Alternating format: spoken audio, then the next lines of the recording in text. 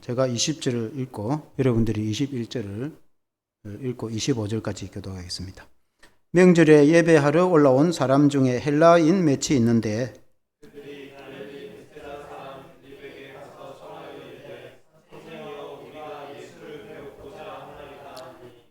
빌립이 안드레에게 가서 말하고 안드레와 빌립이 예수께 가서 여쭈니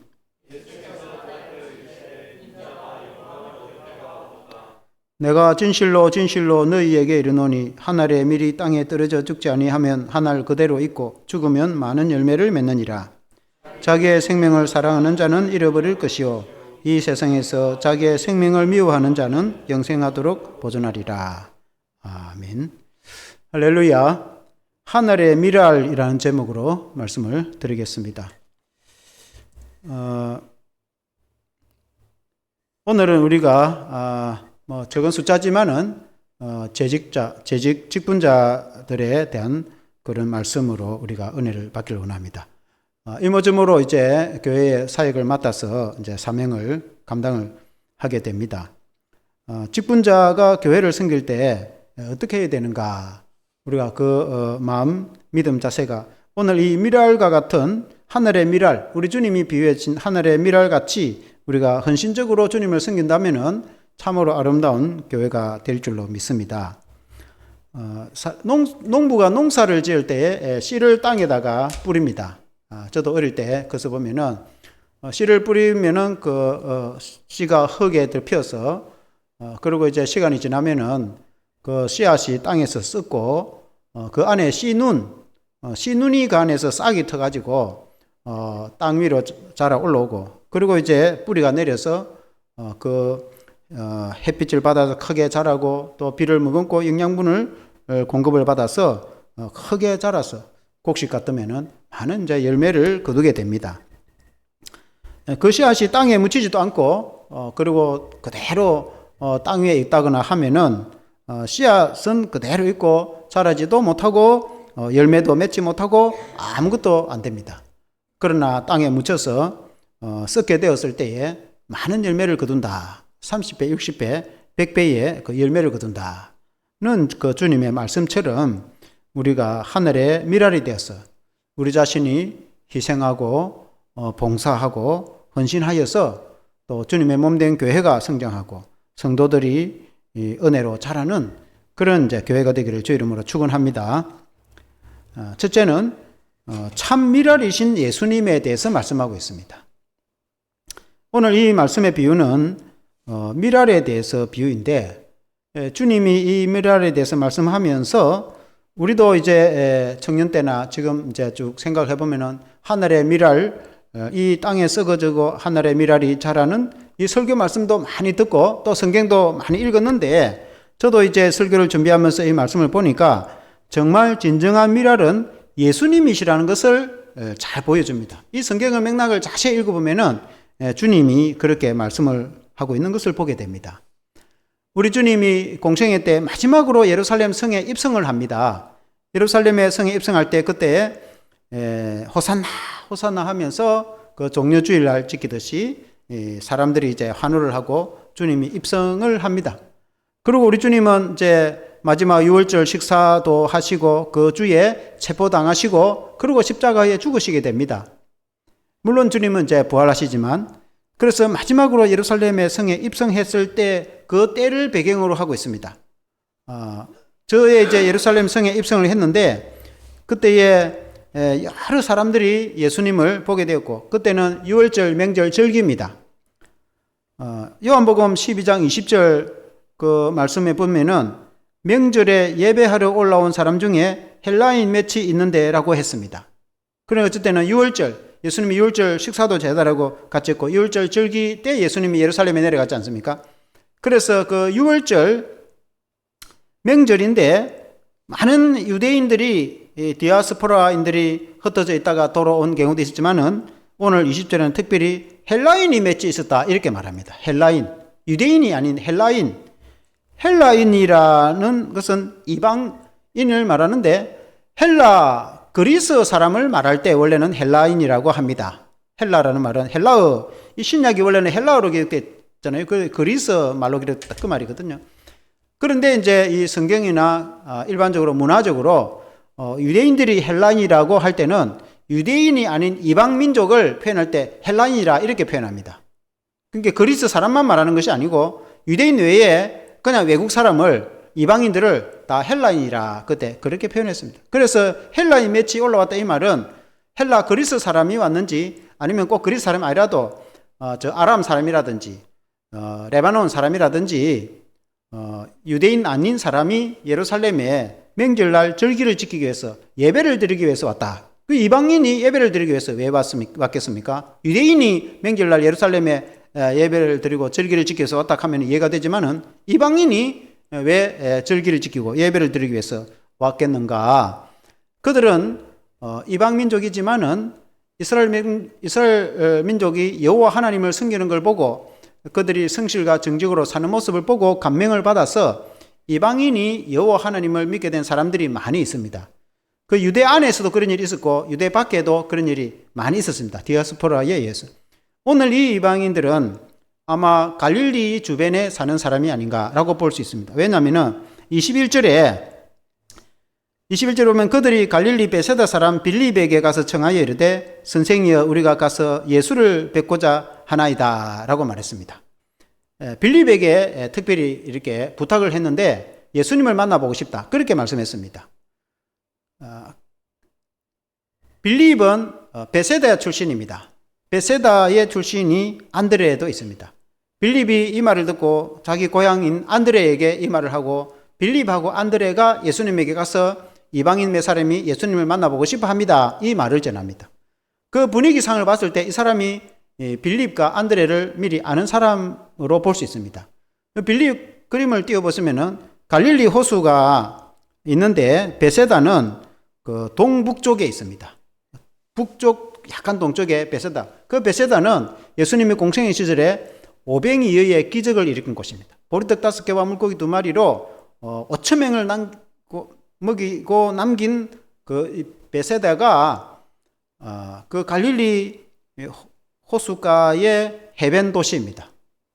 그런데 이제 그 출신이 빌립과 안드레입니다. 예수님이 그곳에 있을 때 빌립 수많은 5,000명, 실제로는 어린아이가 지금 수만 명이 있는데 그 사람들이 흙이지 쓸 때에 예수님이 자들 보고 너희가 먹으라 그렇게 말합니다. 그때에 빌립이 200데나리온이 필요합니다. 이 수많은 사람들을 어떻게 먹이겠습니까? 그렇게 말하잖아요. 자기 동네에서 볼 때는 그 정도 빵을 굽는 집도 없고 곤란하다 그런 뜻입니다.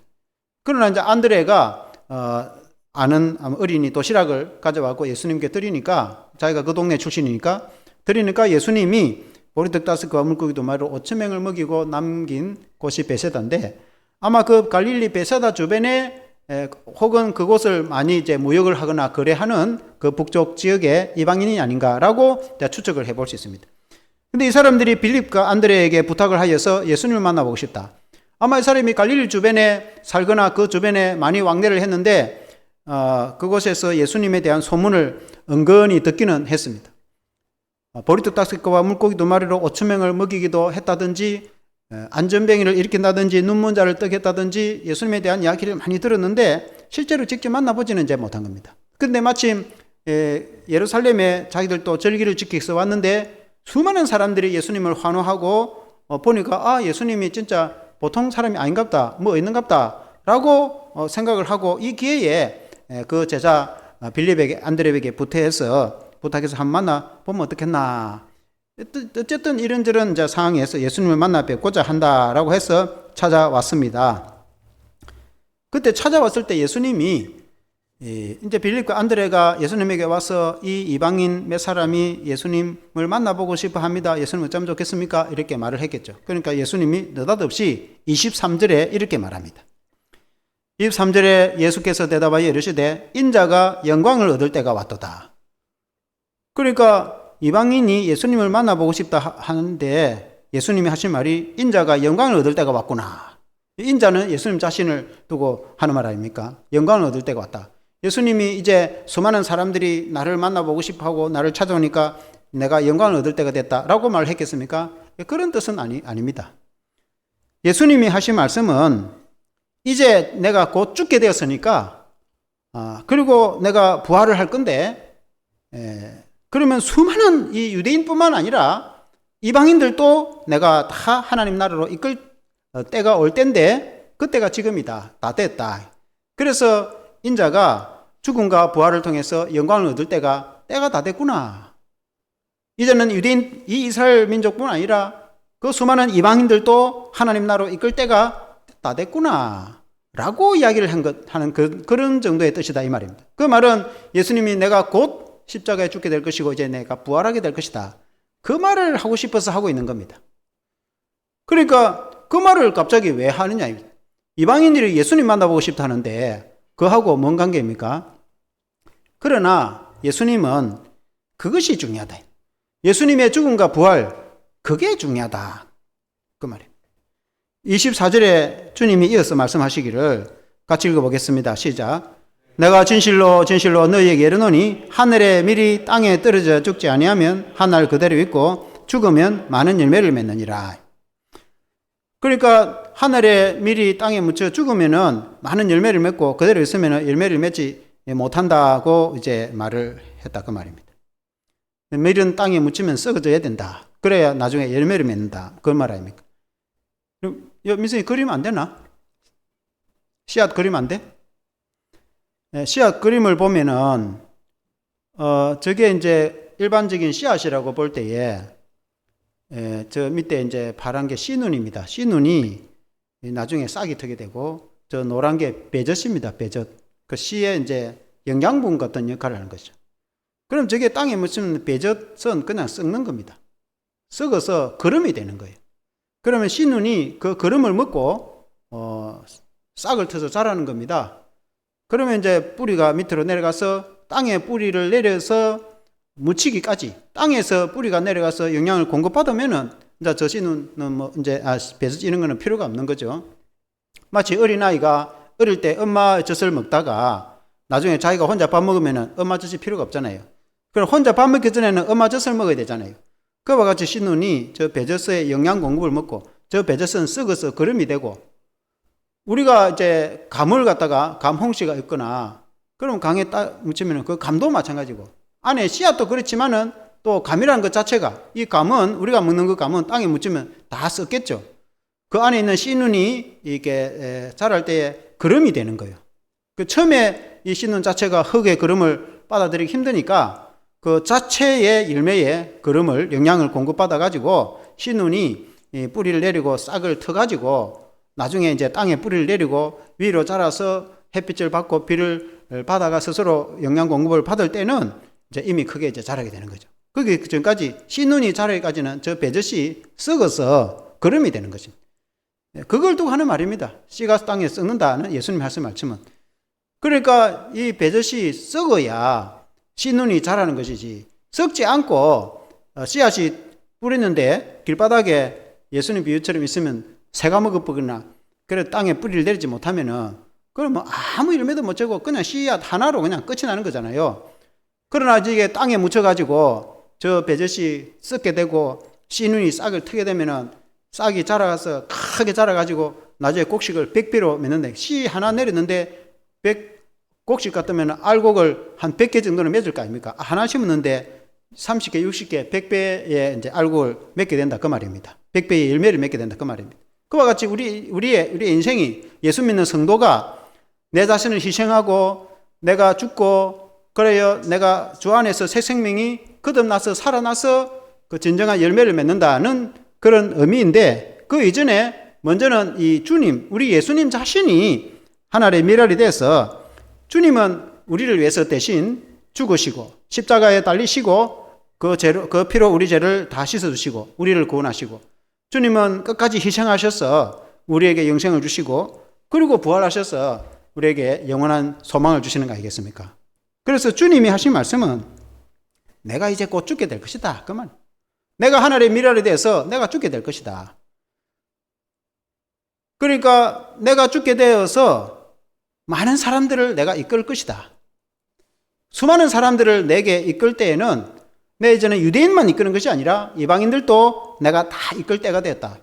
그러나 그 이전에는 물론 예수님이 이방인에게 전도하러 가기도 했지만은 그 이전에는 대부분이 이스라엘을 상대로 해서 전도를 하고 그렇게 했습니다. 그러나 주님의 뜻은 이스라엘만 구원하는 것이 아니라 민족과 세계를 경계를 넘어서서 모든 세계와 일반과 민족과 백성들을 구원하는 것이 하나님의 뜻인 주님의 뜻인 것입니다.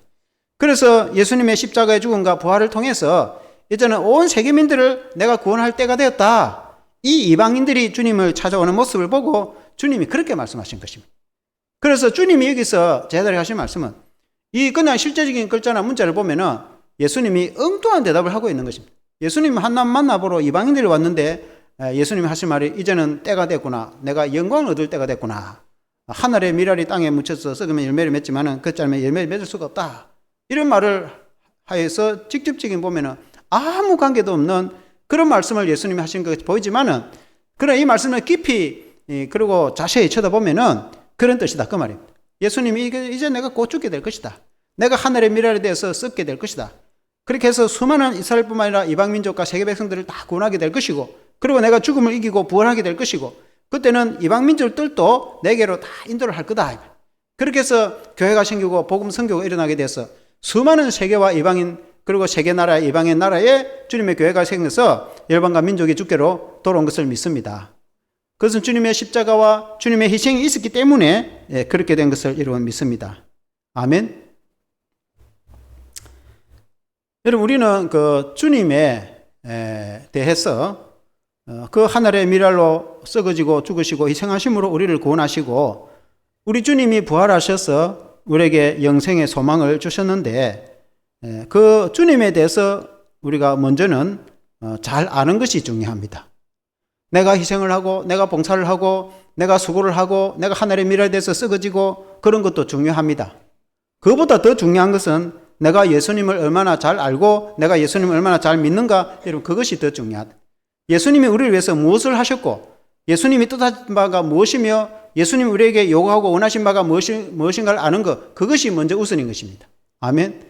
오늘 우리가 교회 직분자가 교회를 위해서 우리가 주를 위해서 희생하고 봉사하고 헌신하고 우리가 또 주님 앞에 헌금도 드리고 우리가 시간을 바쳐서 여러 가지를 수고하는 것 여러분 중요합니다. 당연히 직분자가 우리가 죽도록 순사한 말씀처럼 그렇게 되겠지만은 그것보다 우리의 희생보다도 더 중요한 것은 우리가 믿고 따르는 주님이 어떤 분인지 우리가 우리가 섬기고자 하는 예수님이 어떤 분이신지 더 잘 알고 잘 믿는 것 그게 더 중요한 거예요. 만일에 직분자가 그걸 알지 못하면은 엉뚱한 일을 하고 엉뚱한 생각을 하고 엉뚱한 봉사를 하게 되는 것입니다.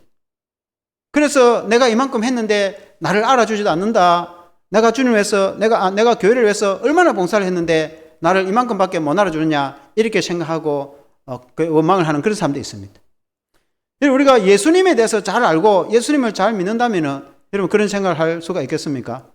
주님이 이 땅에 오셔서 우리를 위해서 희생하고 우리를 위해서 하늘의 미랄에 대해서 어떻게 봉사를 하신 것을 깨닫는다면은 우리가 주님의 은혜를 받는 것 자체가 그냥 감사한 것이지 우리가 무엇을 보답해서 주님 앞에 우리가 그 은혜를 여러분 다 갚을 수 있겠습니까? 그래서 우리가 직분자가 먼저 주님을 제대로 잘 아는 것 그것이 그 자체가 여러분 중요한 것입니다. 여러분 어떤 사람이 거리에서 갔는데 어떤 거지가 바이올린을 이제 팔려고 내어놨습니다. 그래서 얼마에 팔려고 하느냐 하니까 15달러라고 하는 거예요. 15달러면 뭐 우리나라에서 2만 원도 안 되는 돈인 거죠. 그래서 이제 가족들이 먹을 것도 없고 줄여 있으니 내가 15달러 팔아서 내가 가족들이 먹어야 된다고 그렇게 말하는 겁니다. 그래서 이제 이 사람이 너무 불쌍해서 그 15달러를 주면서 바이올린 안 줘도 되니까 가서 가족들하고 먹으라고 이제 줬습니다. 근데 그 거지가 하는 말이 바이올린 필요가 없다면서 내가 이걸 뭐 캘 줄 아는 것도 아니고 내가 아무 소용없는 거라면서 그리고 놔주고 까버렸습니다. 당신 하라고.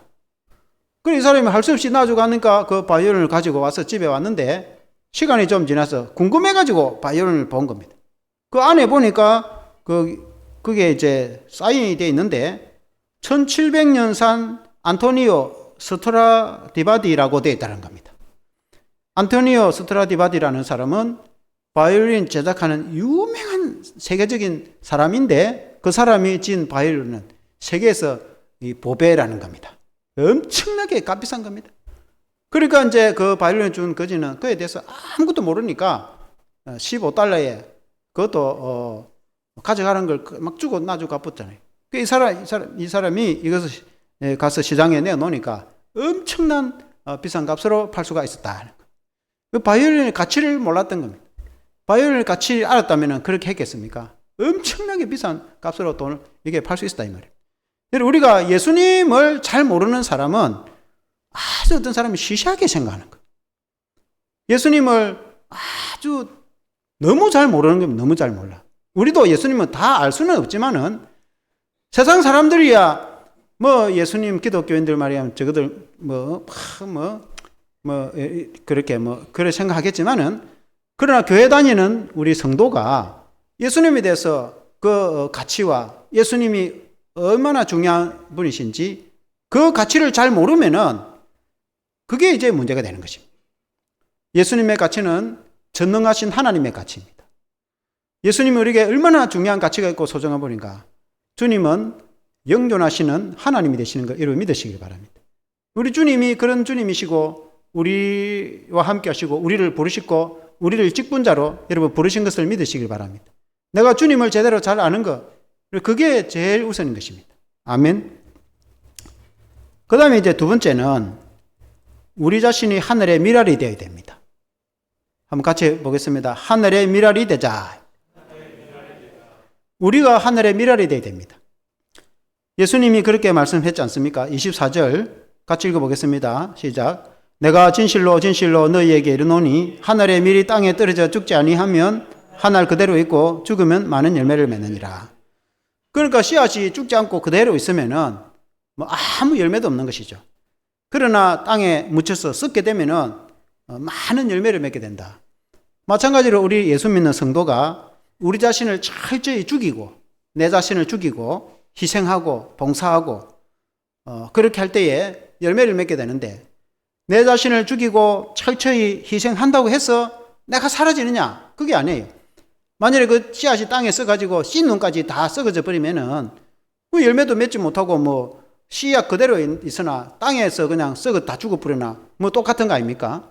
그러나 그 씨앗에 배젖이 썩고 희생하여서 씨눈이 싹을 틔울 때에 열매를 맺는 거 아니겠습니까? 마찬가지로 철저히 내 자신이 희생하고 봉사하지만 내 안에 있는 생명이 되시는 예수님, 내 안에 영생이 되는 예수님이 내 안에 씨눈을 생명을 싹 트이게 하셔서 내 안에 계신 그 주님이 살아서 역사하심으로 새 생명이 내 안에서 자라서 성장하고 그 열매가 성장하여서 열매를 맺게 되는 걸 여러분 믿으시길 바랍니다. 내 안에 예수님의 생명이 없고 씨앗에 씨눈이 자라지 않으면 아무 필요가 없는 거죠. 땅에 묻혀 쓰거나 땅 위에서 쓰거나 그 무슨 의미가 있겠습니까?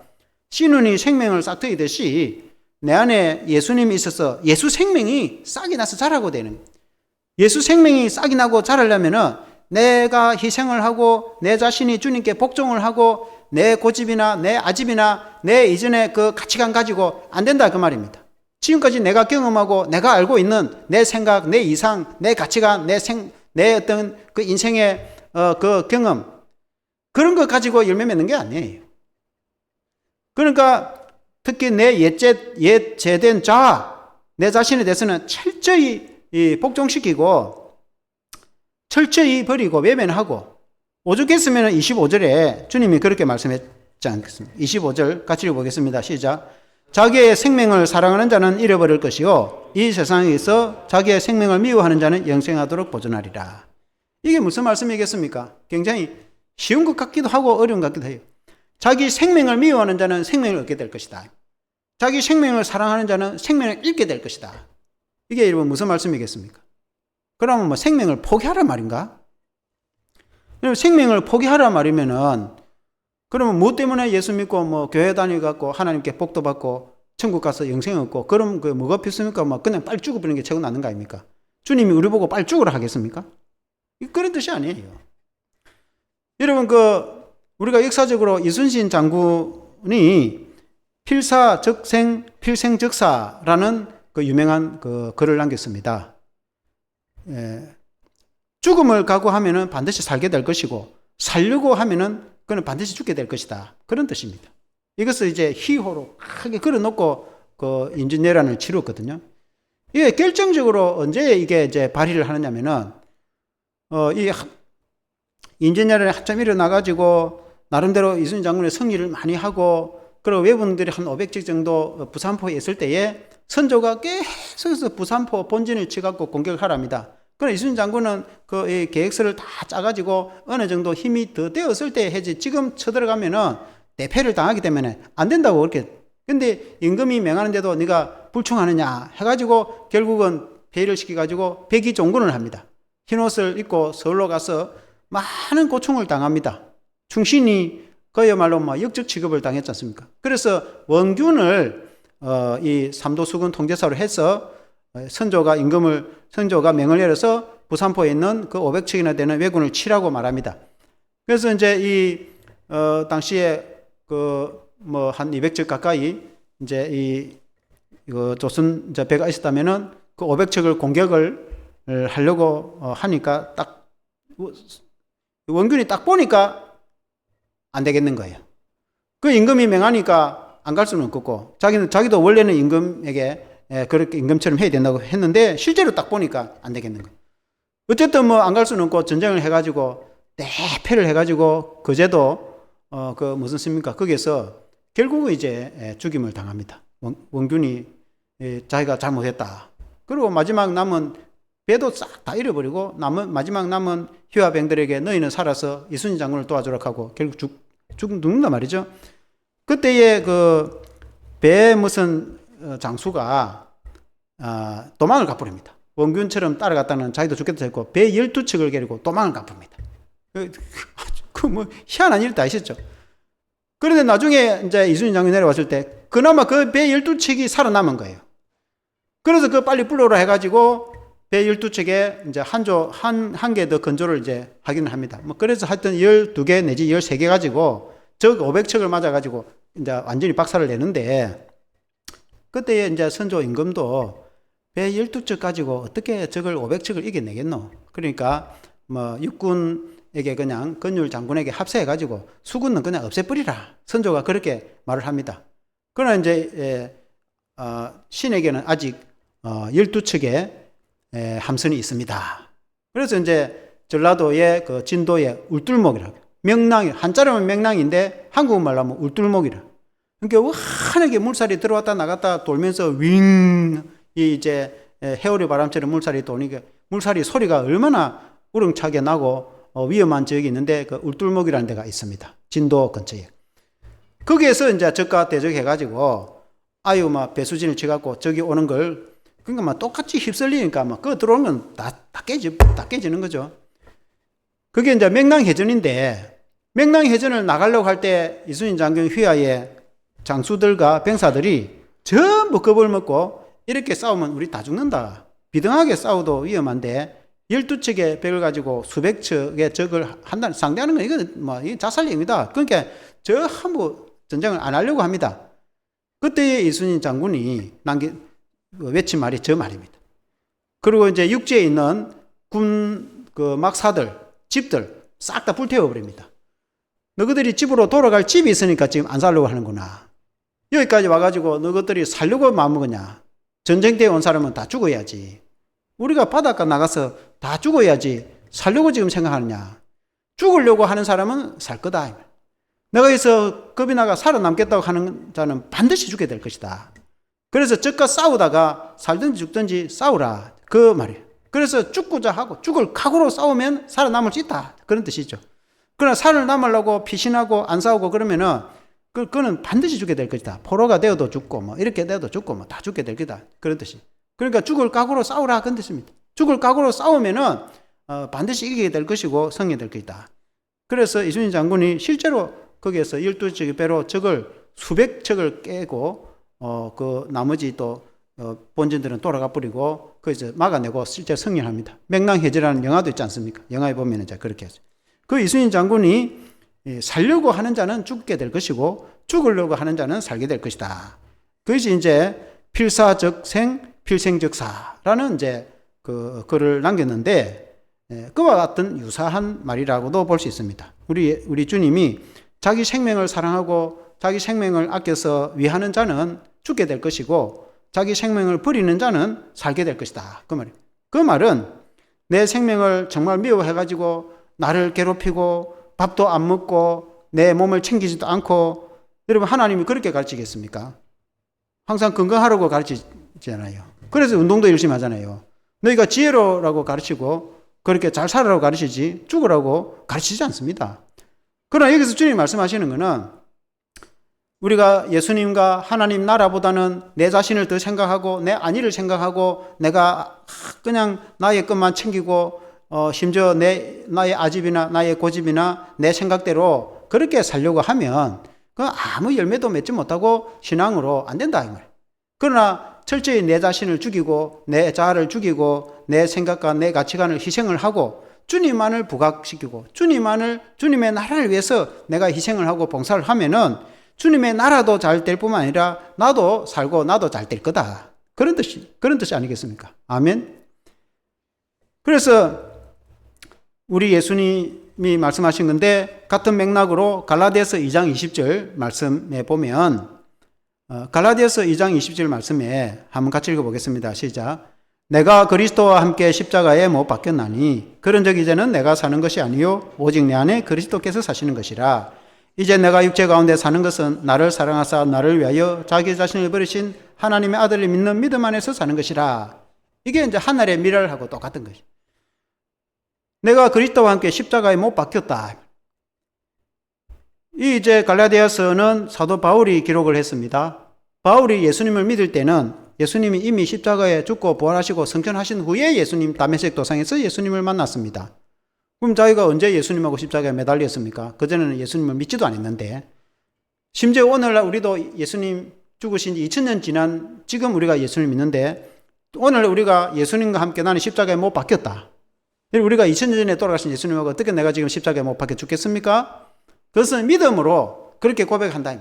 예수님 못 박혀 죽을 때 내 죄도 못 박혀 죽었고 내 자도 죽었고 내 이전에 그 모든 것이 다 죽었다. 그러니까 예수님과 함께 죽어야 된다. 예수님이 십자가에 죽을 때 내 자아도 죽고 나의 그 아집이나 고집이나 그런 거 다 죽여야 된다. 십자가에 못 박혀 죽듯이 죽어야 된다. 그러나 거의 마찬가지로 예를 들어서 송아지를 잡아가지고 제물로 드릴 때에 송아지를 죽여가지고 그 피를 뿌리고 각을 떠서 완전히 불로 태워서 하나님께 제사를 드리는데 송아지가 죽지 않고 버젓이 살아서 어떻게 제사가 되겠어요? 완전히 각을 떠가지고 완전히 불을 태워버리는데 송아지가 죽어야 제물이 되는 거죠. 그와 같이 우리 자신이 하나님 앞에 제물과 같이 내가 철저히 죽고 내가 죽는다고 해서 완전히 죽고 끝이 납니까? 그런 건 아니죠. 내 안에 예수님을 믿는다. 내 안에 그리스도께서 사시는 것이라. 예수님이 내 안에 사시는 거예요. 마치 씨눈이 생명이 자라는 것처럼 내 안에 예수 생명이 자라는 거예요. 나는 죽고 희생을 하지만은 내 안에 예수 생명이 살아서 역사를 하고 자라고 성장하고 믿음이 자라고 믿음의 열매를 맺게 되는 것입니다. 아멘. 예수님의 생명, 예수 생명이 내 안에서 역사를 하고 예수님이 내 안에서 역사하고 예수님이 나와 함께 역사를 하는 그 역사를 살리고 나는 죽어야 교회도 살고 열매도 맺고 그 봉사자가 사역자로서 사명을 감당하게 되는 것이지 내가 살아서 펄펄 뛰고 그런 현실적으로 오늘 우리가 이제 교회 생활을 하고 사회생활을 할 때에 내 자신을 너무 드러내면은 안 된다 그 말이에요. 물론 이제 각자 특색이 있고 나름대로 이제 그런 어떤 그런 뭐 은사와 달란트도 또 특별히 다 다르기 때문에 그런 것은 뭐 좋을 수 있으나 특히 내가 예수님보다 앞서면 안 되는 거죠. 안 그렇습니까? 그러니까 어쨌든 나를 통해서 예수님을 드러내려고 예수님의 성품을 드러내려고 예수님의 마음을 드러내려고 내 말과 행위나 은사나 모든 행동이 그렇게 되지. 그렇게 하기 위해서 예수님을 나타내기 위해서는 내가 죽어지고 내가 희생을 해야 예수님이 나타나는 것이지 내 모습을 내가 나타내고 내 것을 주장하고 내 생각과 사상을 강하게 주장하면은 예수님의 생각이 그게 나타나겠습니까? 안 된다 이 말입니다. 그거를 말하는 거 아니겠습니까? 그래서 우리가 열매를 맺기 위해서는 오직 예수, 그 예수님이 살아서 역사를 해야지. 내가 죽는다고 해서 아무것도 안 하고 그럼 이것도 안 하고 저것도 안 하고 그거는 또 아니죠. 내의 주님과 내가 상반될 때 내를 죽이고 예수님을 살리라는 뭐 그런 뜻이지. 내가 아무것도 안 하고 그건 말이 안 되는 거죠. 그러면 봉사자도 아니고 직분자도 아니죠. 그래서 나는 죽지만은 내 안에 씨눈이 자라듯이 예수님이 살아서 예수님의 생명이 성장하고 활발하게 역사를 하는 것, 나의 활동이나 나의 은사나 나의 행동이나 나의 섬김이나 나의 봉사를 통해서 예수님이 나타나고 열매가 나타나고 역사가 일어나는 그것을 보여줘야 된다. 아멘. 하늘의 미랄의 의미가, 하늘의 미랄이 땅에서 죽지만은 싹이 나서 자라야 되는 것은 예수 생명이 나를 통해서 자라고 성장해서 나를 통해서 다른 사람이 믿게 되거나 좋은 영향을 줄 수 있는 그런 믿음이 되어야 되지 않겠습니까? 아멘.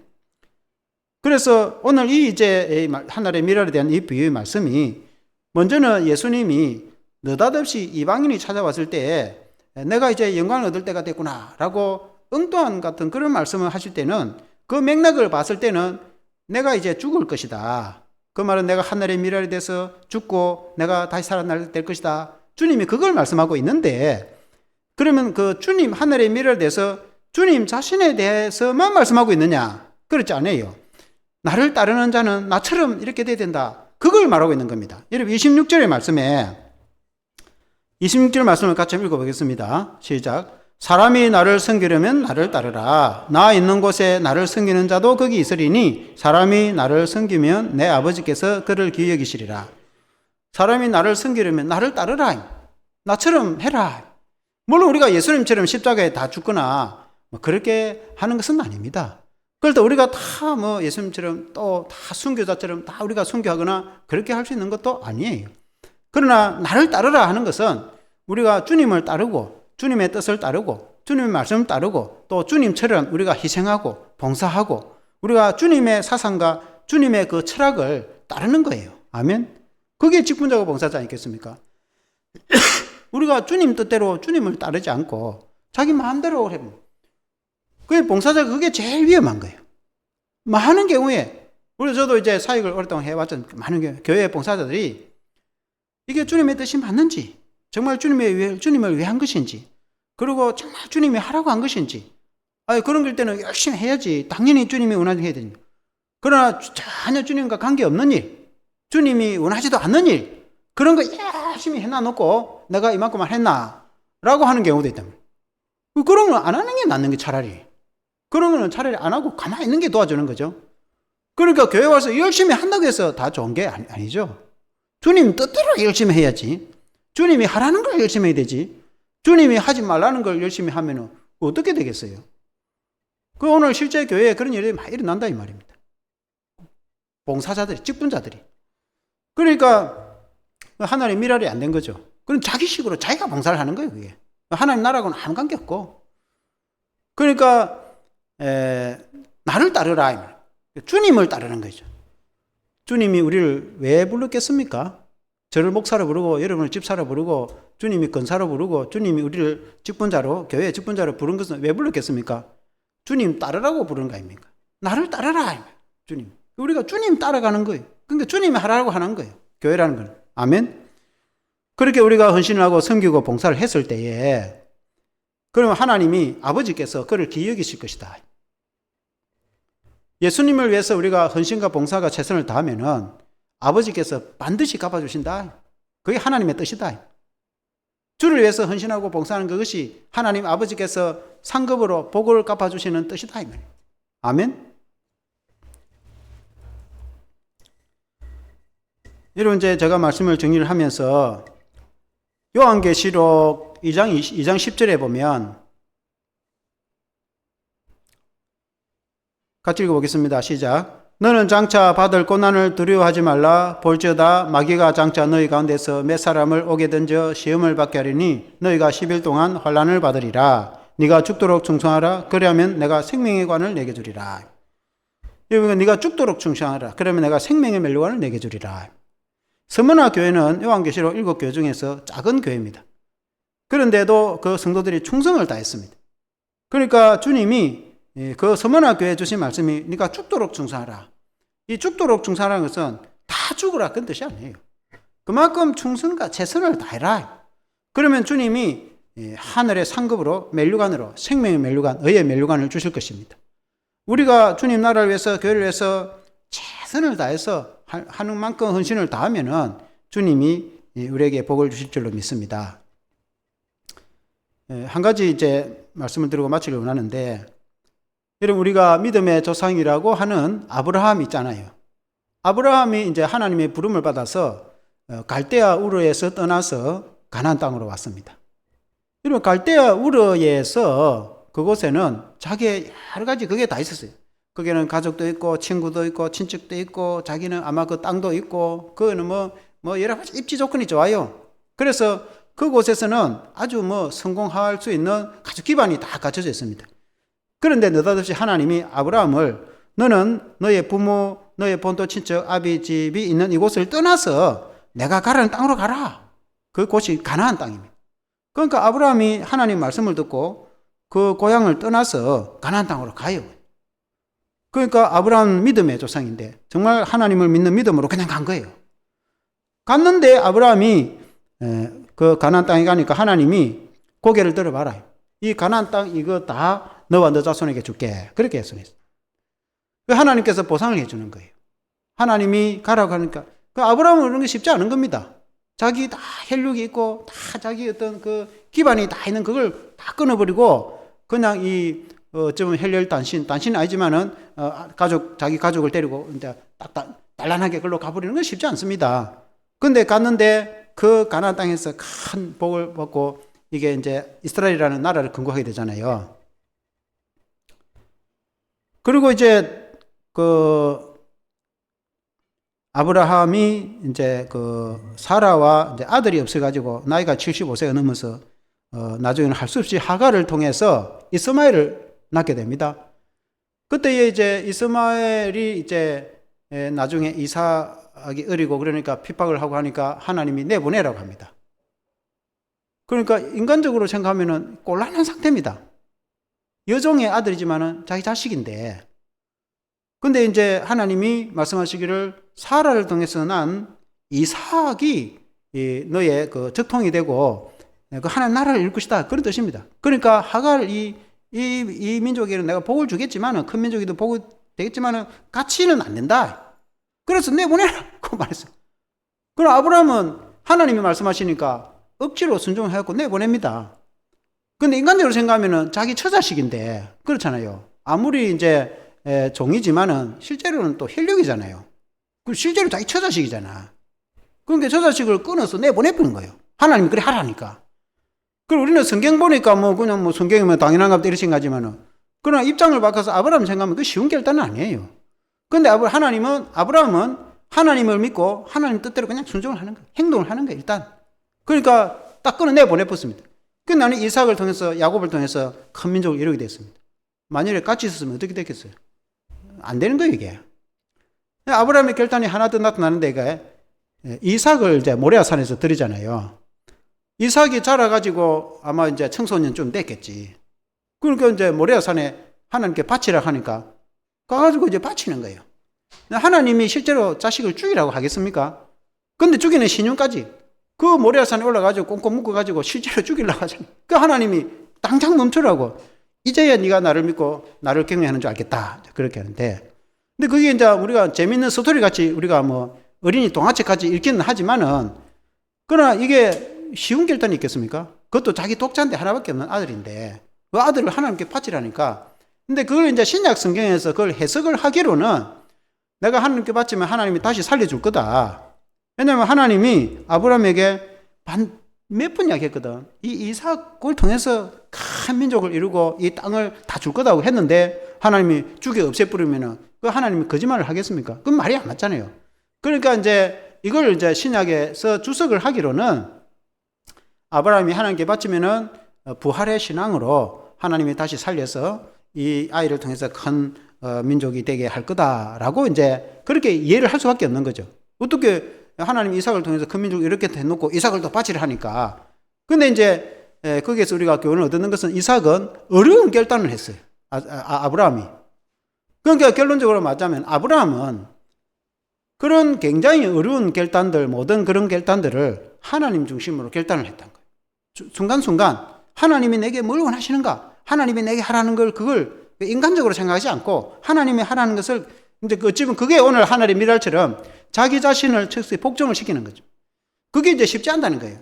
오늘 우리가 세상 살이도 그렇지만은 우리가 교인이 하나님을 섬기는 데서 하나님이 우리에게 요구하는 것이 있고 우리가 하나님을 따르려고 하니 많은 경우에 하나님이 우리에게 요구하는 그런 것들이 가끔씩 있단 말이에요. 하나님은 이런 것들을, 하나님은 저런 것들을, 우리가 세상 것들, 많은 것들인데 하나님은 그거 다 쳐내라고 말을 한단 말입니다. 그래서 사실은 내가 이제 좋아하는 것들이 많이 있는데 하나님 너가 주를 위해서 그런 거 다 쳐내라고 때로는 말씀할 때가 있단 말이에요. 그러니까 그게 쉬운 게 아닌 거예요. 이게 결단을 해야 되는 거예요. 그러니까 어찌보면 사생 결단을 해야 되는 거예요. 그러니까 내가 주를 믿고 주를 따르고 주의 직분자가 되려고 하니 하나님 계까지들을 다 쳐버리는 거예요. 그래서 하나님이 내게 중대한 사명자로서 하나님 나를 사용하려고 하나님 우리를 부르시는 거예요. 그러니까 하나님의 부름을 받아서 하나님께 쓰임받고자 하는 자는 계까지들을 다 치고 오직 하나님만 바라보고 나가야 되는 거예요. 그럴 때 하나님께 쓰임받는 사역자 되고 일꾼이 될 수 있는 겁니다. 아멘. 사랑하는 성도 여러분, 우리는 오직 주님을 따라가는 자로서 하나님은 눈에 안 보이니까 하나님의 뜻을 이루는 것은 그게 쉽지가 않아요. 그런데 이제 예수님을 생각하면은 그게 좀 쉽습니다. 왜냐하면 예수님은 다 보여줬거든. 그러니까 그 예수님을 따르는 그것이 그게 하나님의 뜻이에요.